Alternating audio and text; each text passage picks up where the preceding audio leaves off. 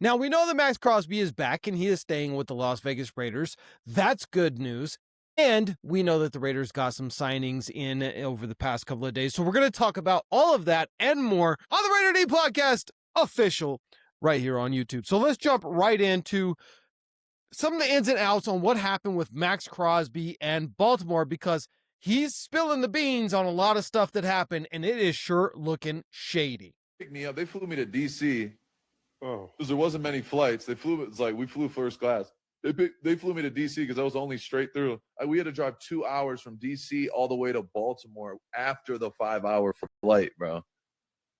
That shit was fucking weak. Oh my God. I'm like, damn. Put up, just you know what I mean? Like you're sitting on a plane all day. You're like, I just want to go and lay down for a second, catch my thoughts, bro. 2 hours in the car. I'm like, this is crazy. So we drove all the way to Baltimore to like the harbor, and we get there and it's like maybe 8:30 at this. Maybe I don't even know what time it is. Like 7, something like that. And I'm like, I need to get some work in. Like typical Monday, I'm in the building doing my thing. So right off of the gate, Baltimore is just, they didn't even fly a private jet to go pick up the most explosive defensive end, the hardest working defensive end in football. Now, if you want to compare him to Myles Garrett when it comes to sacks, no, he's not Myles Garrett, but he is the hardest working defensive end out there, and he is a top 5 defensive end. In my opinion, probably it's really just down to him and Myles Garrett when it comes to that. So right off the gate, things are not looking good. Like, they're not really treating him like the superstar that they're giving 2 first-round draft picks up for. But listen to this encounter, how this went down right here, because this is crazy, and it's very telling that the Baltimore Ravens made the offer, and in reality, I think it was just to prevent the Raiders from getting Trey Hendrickson. Had my MRIs, like I didn't, like I was asking Joe, like, yo, like could I, like before I left, I wanted to see the head coach, just chop it up, talk football, talk ball. Like he's a defensive guy, never met him before like that, so I wanted to chop it up. So I didn't get to meet with him till the end of the day. I didn't get to. They didn't even, the head coach doesn't even meet with him until the end of the day. And neither did the GM. See the GM at all. I thought I was going to see him when I first got there. I didn't see him for 5 hours. So he didn't come out the whole time you're testing or doing your physical. Everyone's talking about Never. The GM never came once out to see you. And I don't know why. I'm not going to speculate. I didn't see him one time. I even asked the girl. I was like, "Where's Eric at?" Like, I want to say, like, you know what I mean? Like, he just made the trade. Like, I didn't see him. Before we get any further, guys, in case you're wondering what this is a bottle from Coldest, sponsor of the channel. And this is probably the badass, most awesome mug flask that I've ever had. This is the dragon scales. This thing actually glows in the dark, which is pretty sick. But it'll hold your drink cold for over 72 hours, no matter how hot it is outside. And it'll keep your hot drinks super hot for over 24 hours. So I'm going to leave a link down in the description of this video. You can go over to my TikTok shop and you guys can get this from there.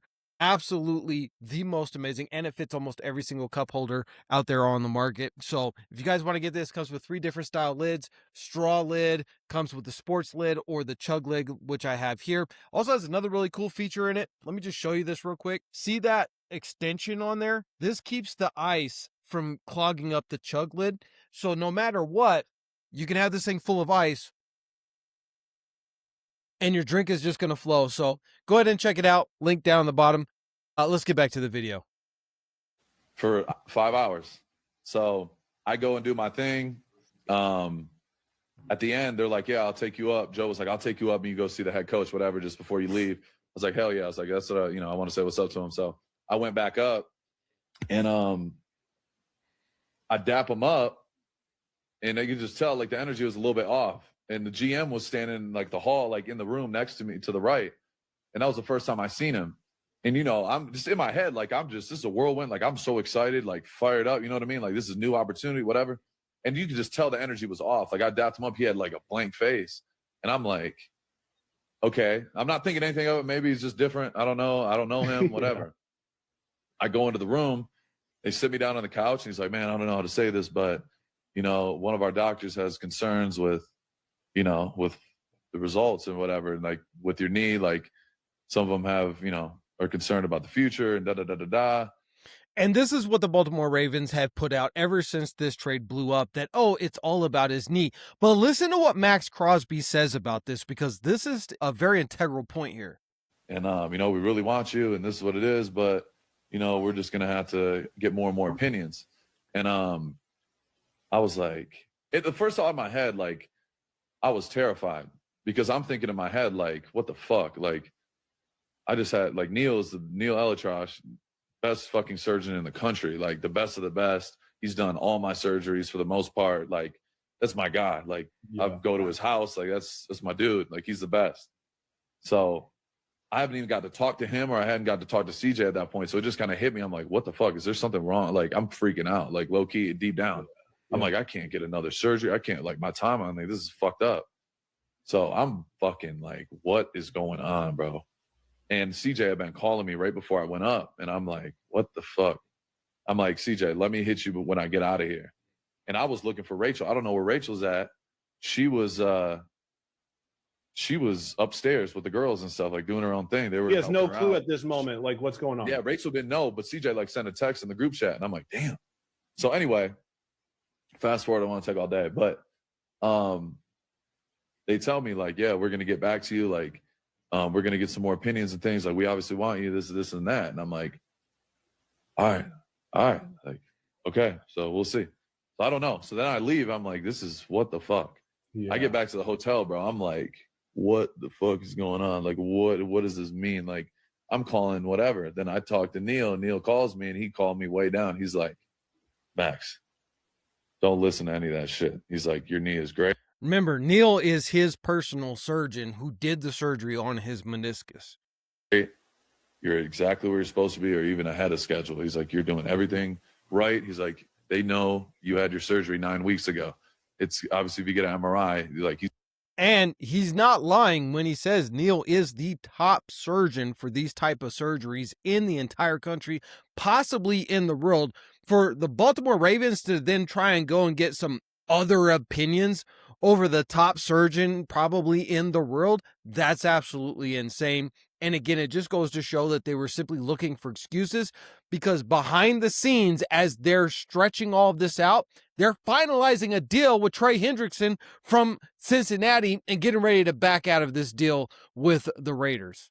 Like, he's like showing me literally like the actual literature of like, this is where it needs supposed to be at from a meniscus repair. Like, there could be MRIs that could be misleading because it's still fresh in surgery and this and this and that. He's like, listen, you're doing everything right. Everything's going well. We're going to keep sticking to the plan. He's like, you will be back by training camp. That has been the damn timeline since the beginning. That hasn't changed.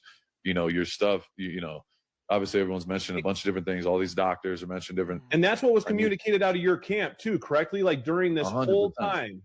100%. So that's the thing. I'm like, okay. So now I'm like kind of calmed down, but at the same time, like, yeah, absolutely insane how all that went down. But there's something that I also wanted to touch on, and that is, you know, Maxx Crosby, for years that he's been with the Raiders since 2019, has kind of quietly complained that the Raiders haven't really made big moves in order to build a championship level team. And then he gets traded to Baltimore, sort of. He's at the hotel room and he's watching the Raiders go berserk in the free agency, building a quality defense and bringing in probably one of the top centers in the NFL in Linderbaum. Listen to what he has to say here. But you see the Raiders making the moves they made, right? And you're sitting there. What was going on in your head? That night, that Monday night when I got in after I worked out and I'm chilling in the hotel, it's like kind of late, but I can't sleep. Like, my emotions are everywhere. Raiders making moves, da-da-da, everything. I couldn't even open my phone. Everything was Raiders, Raiders, Raiders. I'm like, damn, like this is crazy. But I'm trying to just stay focused. Like this, I'm here in Baltimore. This is it. All this shit unravels on Tuesday. And then all of a sudden I'm back, flying back the next day. Never would have thought in a million years. So absolutely crazy. And he goes on to say that it was meant to be. He wasn't meant to be in Baltimore. He's always been a Raider. and he's ready to get to work. So welcome back, Maxx Crosby. I still got the Maxx Crosby Just Win Baby t-shirts. I'm not wearing it today, but I still have those t-shirts. So let's go. Let's just win, baby. Let's get it. Now we have some more news that I want to share with you guys, and that is some more signings. One of them being is Malcolm Kuntz. Obviously, we know he got his deal again, but also there's some other names that we need to mention. All right, so here we have Jeremy Fowler announcing just a few hours ago that the Raiders have signed Spencer Burford. Now, he comes from the 49ers. He spent some time with Clint Kubiak when he was with the 49ers. And here's his scouting report. Let me show you what I was able to find out about him. His scouting report is pretty simple. Spencer is a mobile, scheme, versatile guard with plus athletic traits and a nasty demeanor in the run game, but he's a little bit below average in play strength, length, and inconsistent in pass protection. I think that this is really important. The reason why the Raiders picked him up is because of his athleticism and his ability to do multiple zone schemes and be a real plus in picking up run blocks so that our star Ashton Genty can get some more roles. In the NFL, he plays with the 49ers. He was drafted in 2022, started at guard, right guard, and then left guard in wide zone movement heavy scheme. Expect a lot of that with Clint Kubiak's offense moving forward with the Raiders. He's 6'4", 300 pounds, but he has average arm length and girth, which caps his raw power profile. But again, we're not going to be running that power scheme anymore. We're going to be running these wide zones, very athletic guards and tackles is what the Raiders need. And that's why we've got Linderbaum. That is why we have JPJ. That is why we now have another guard here. And I do believe that he could very well end up being that left guard starter. And you're going to have JPJ at the right guard. Again, he is a little bit handicapped when it comes to pass protection. That's probably his biggest downside. But if the Raiders can have a run-heavy offense, then I don't think it's going to be that big of a problem. Now, let's take a look at another signing from a familiar face that we have with the Las Vegas Raiders, which I'm pretty excited about. And that is this guy right here. Thomas Booker is back with the Raiders. Remember that we traded for him. We gave away Jacorian Bennett to the Eagles last offseason. Booker was a 2025 recipient of Team's Craig Long Award for a player who exemplifies professionalism and collaboration with local media. So good job on him. He is now back. Raider Nation, I'm back in the building, man. I'm excited to get this thing going, get this thing rolling. We got a whole new vision going. I'm excited to be a part of it. And one more thing for the Raider Nation. Raiders!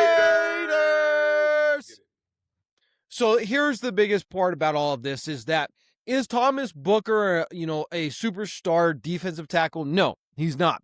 But what he is he is adding to a well-rounded defense, and that's what the Raiders are building right now with quality depth. We need that quality depth. We have some young talent. We have some veteran talent, and we're mixing that all together. And Maxx Crosby being back with the Raiders means that the Raiders are going to be a very high-tempo defense. We're going from 4-3 base to 3-4. We're going to be moving linebackers all over the field. We're going to be moving defensive ends like Maxx Crosby and Malcolm Kuntz all over the field. We're going to have Kwity Paye back there just doing all kinds of crazy stuff. The Raiders defense, I think, is going to be the most exciting defense to watch that we have had in many, many, many years in Raider Nation. If you guys agree and you cannot wait for the season to get started, and hopefully we're not going to be in World War III because it's kind of looking like we might be, but if we're not, I think the Raiders finally got the winning formula. The biggest question is, who are the Raiders going to bring in as quarterback? And I want to share one more thing with you guys here. And to answer that question, we have some reports coming out that this guy right here, Joe Flacco, according to Raiders Beat, the Raiders would like to bring in Joe Flacco to mentor Fernando Mendoza.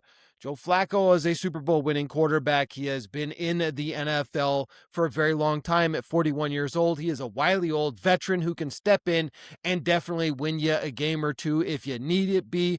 But if the Raiders go and sign Joe Flacco, what this means to me is they are expecting Fernando Mendoza to start early in the season. If not week 1, then maybe by week 4, because you can't go and sign a guy like Joe Flacco over a Derek Carr or a younger veteran out there and expect Joe Flacco to play the 2026 NFL season, because he is a good quarterback. He is a very smart quarterback, and he's got a good arm. The problem is he's 41 years old, and he's probably not going to make it the entire season. So by signing Joe Flacco over a younger Derek Carr tells me that the Raiders are expecting Fernando Mendoza to be ready to go at the latest by week 4. What are your thoughts, Raider Nation? Drop your comments down below, and we'll see you in the next Raiders video.